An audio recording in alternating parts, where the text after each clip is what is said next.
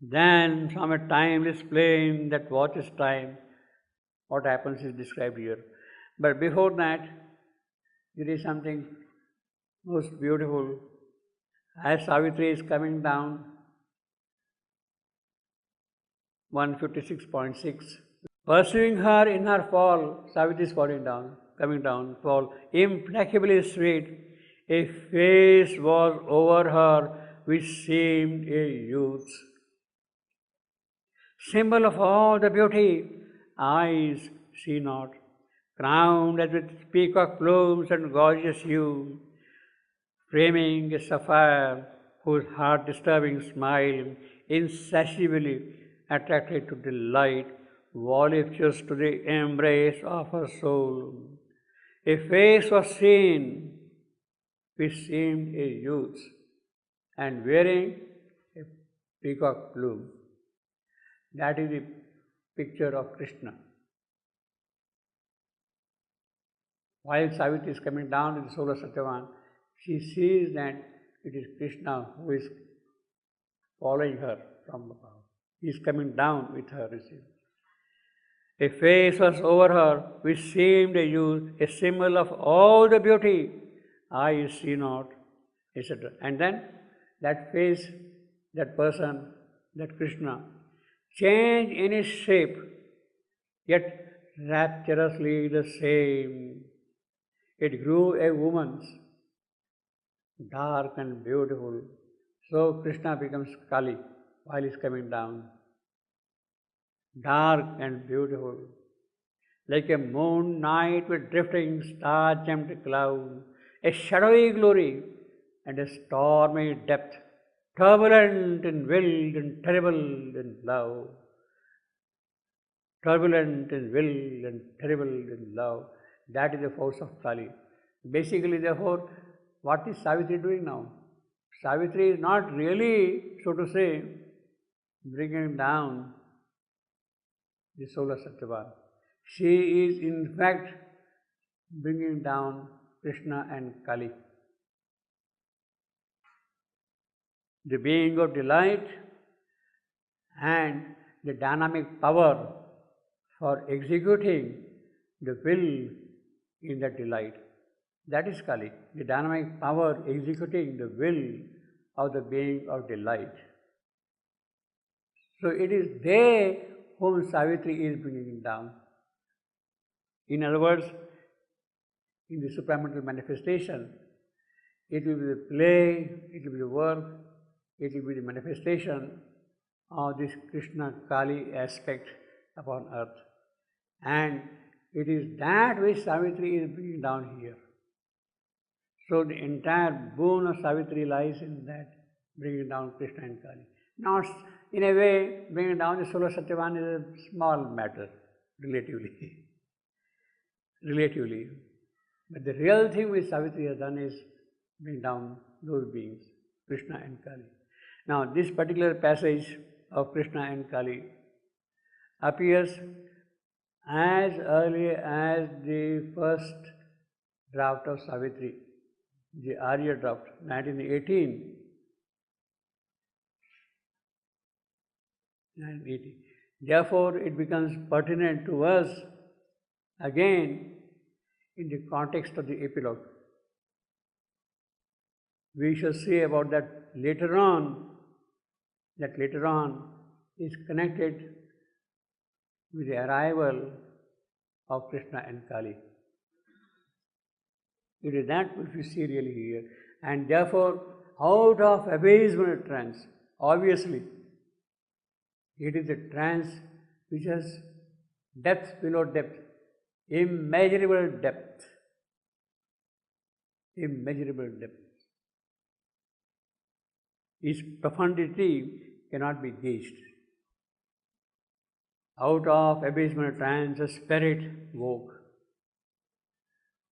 Now, basically, he says here very distinctly, her spirit woke. Because who had gone behind the spirit of Satyavan? which was being carried away by death. It is the spirit of Savitri who had followed. Savitri in her subtle body, it is that who had gone with her. Savitri physically was present there under the tree. But it is a subtle body, subtle being, spirit, which had travelled to the dark world, and it is that which had conquered death and met the Supreme Himself. Therefore, when she is coming back, it is that spirit now which is awake to the reality of this world. Out of abasement trance, her spirit woke, and now it comes here, laying on the earth mother's calm, inconscient breast. She saw the green-clad branches lean above, guarding the sleep with their enchanted life, and overhead a blue-winged ecstasy fluttered from bough to bough with high-pitched call. What poetry! And overhead a blue-winged ecstasy, blue-winged ecstasy, fluttered from bough to bough with high-pitched call. Just a bird. Yeah. Peacock. A kingfisher. Pardon? Maybe a kingfisher. Yeah. Yeah. Blue-winged, that's right. Now, basically, blue-winged ecstasy, it is that Anandamaya Purusha, Krishna. He is now as if looking like a bird there. And it is he who is fluttering over the whole place there. The color of Krishna is blue. And ecstasy, his nature is of joy, ananda, happiness, delight, bliss. Yeah, it is that. So it is he who is now kind of fluttering all around like that.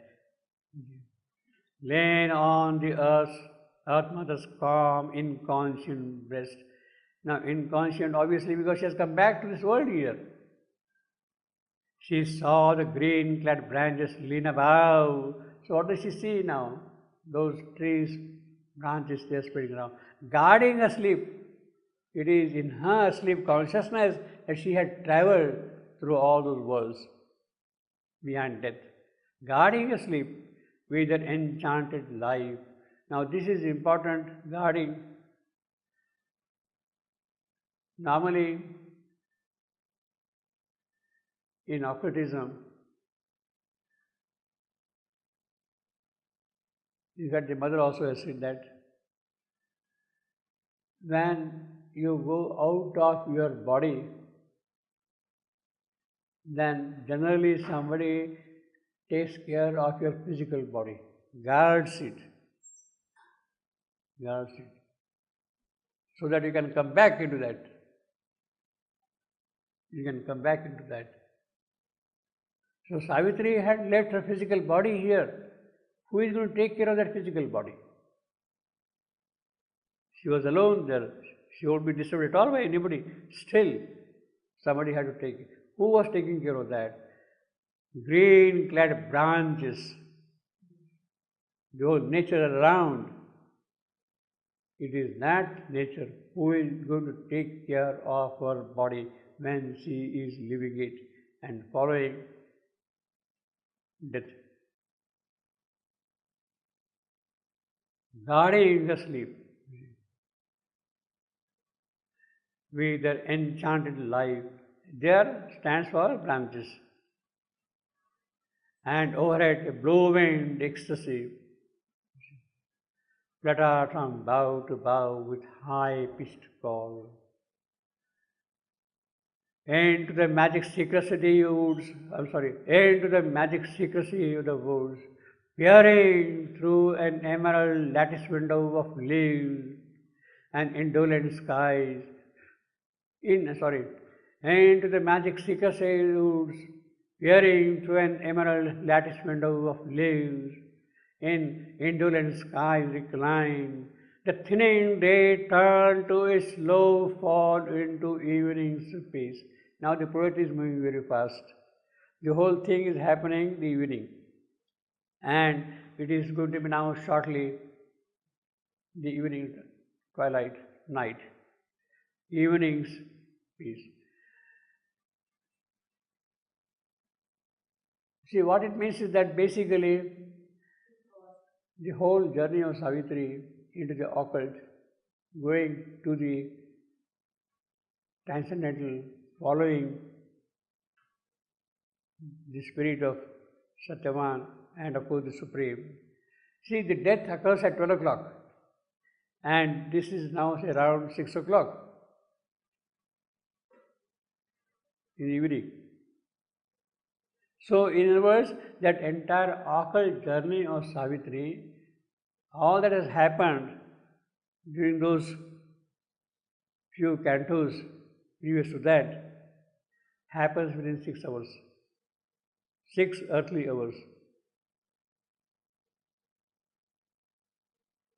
6 earthly hours. And she is now coming back slow into evenings of peace. Now, he says, into the magic secrecy of the woods. It is a description of how nature is changing into the evening, afternoon into the evening. It is as though, what is magic secrecy in the woods? All that had happened in the occult domain, it is that which is held as a magic secrecy by the woods. And it is through that, see, the tree leaves are there, and through the gaps of the leaves, the light is coming in, peering, searching, looking for. It is looking for, searching. Searching what? What that secrecy is. Peering through the emerald, what? What the secrecy is. There's a connection between the secrecy and the peering. Lattice windows, so through those small little gaps between the leaves, the light is penetrating and spreading around. It's forming like a lattice. In indolent skies recline, lazy, peaceful, quiet ground. The thinning day, so it's becoming smaller and smaller, so to say, thinning day, turn to a slow fall into evenings of peace. So this is what has happened now in the transition from Savitri coming back and waking to this world. These 3 sentences correspond to that whole description received. Then we come to, so to say, the physical facts of what is happening, sheep, races, etc., all that. Now, before we continue further, let us see this description as we have in the original story of Mahabharata. Vyasa Savitri. How? Because it is following more or less that description. We'll quickly run through that part, what we have in the Mahabharata story. Now, basically what has happened is, Satyavan and Savitri had gone in the morning to the forest, and something has happened at noon there, and it has become late for them to get back to the hermitage. It has already become dark in the evening, and therefore Satyavan's parents are worried. They are concerned. What has happened to the young couple? The forest is thick, dangerous, and all kind of unholy thoughts keep on haunting him. The fear is gripping him, and therefore we have here a description pertaining to that. Now, here first, what we have here is, while Satyavan is coming back from the forest to the hermitage in the evening, According to Vyasa's story, it should be around 7 o'clock, 8 o'clock in night, you see, in the evening, because he sees the darkness and stars and all that. And therefore, naturally, the parents are worried here at home. But Jumasena, who was until now blind, suddenly sees that he got sight. His blindness has disappeared. At about the same time, the mighty king Jumasena got back the sight. He does not know why it has happened, how it has happened, but the sight is there.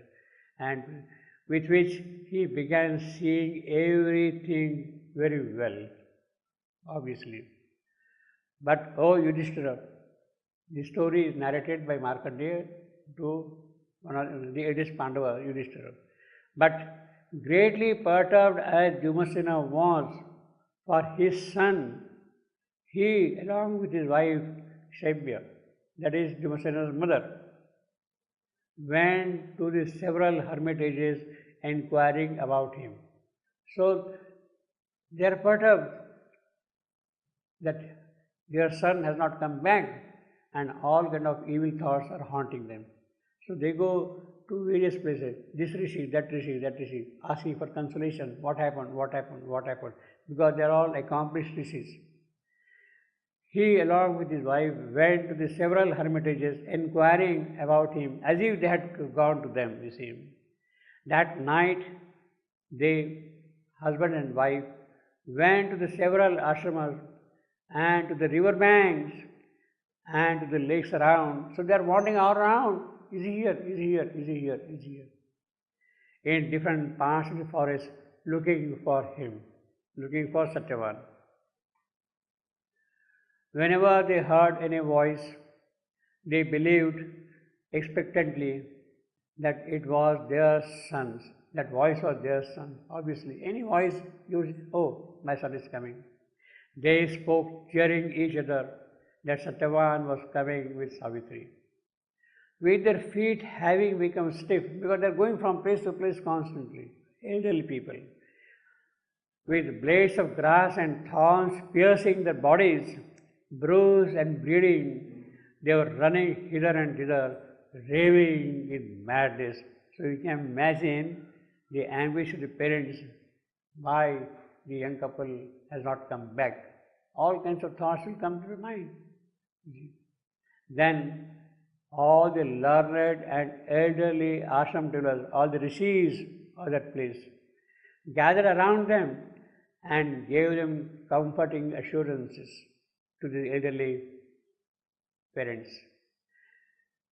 They then took them back to the hermitage. So they gave them consolation, everything will be all right, you see, and took them back to the hermitage. The elders, grown rich in tapasya, narrated to the grieving couple, that is Satyavan's parents, encouraging and consoling them several meaningful stories of the ancient kings. They were narrating, yes, this has happened, that happened, old story like that. In spite of these repeated assurances, possessed as they were by the single thought of seeing their son, they sorrowed greatly and began remembering his childhood. You see, how endearing family picture you see. Typical parents. Pardon? Typical parents. Yeah, it's very, very, yeah.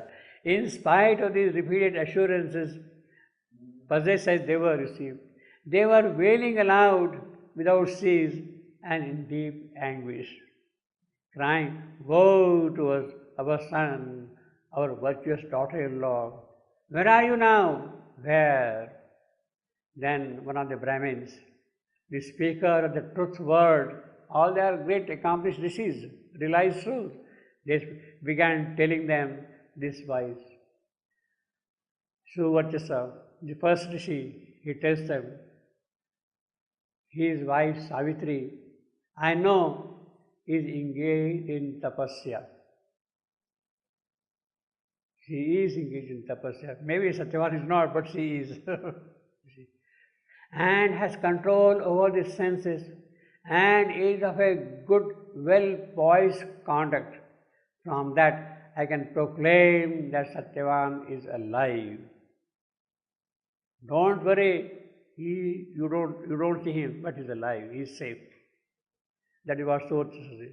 Then another elderly Rishi, Gautama, he says, I have studied the Vedas and all their 6 limbs, accumulated great might of ascesis. I have done a lot of tapasya and the realizations are there with me. Observed strict celibacy from my early youth and pleased well my preceptors and the fire god Agni. I have offered my worship to them.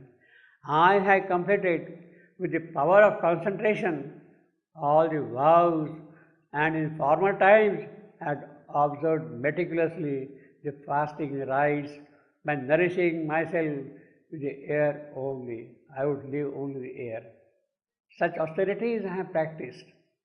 On the basis of that tapasya, on the basis of that austerity, I can say by the strength of these faultless austerities, know all the movements of the stars, others. I know what is happening where. I can see from that. Take therefore what I assert to be true, that Satyavan is living. So the second Rishi also says Satyavan is living. And the Rishi's disciple, Gautama's disciple, he says, whatever is uttered by my revered teacher, those words never can turn out to be false. Satyavan is living? Yes, he is living. Be sure of that. Yes, Satyavan must be living.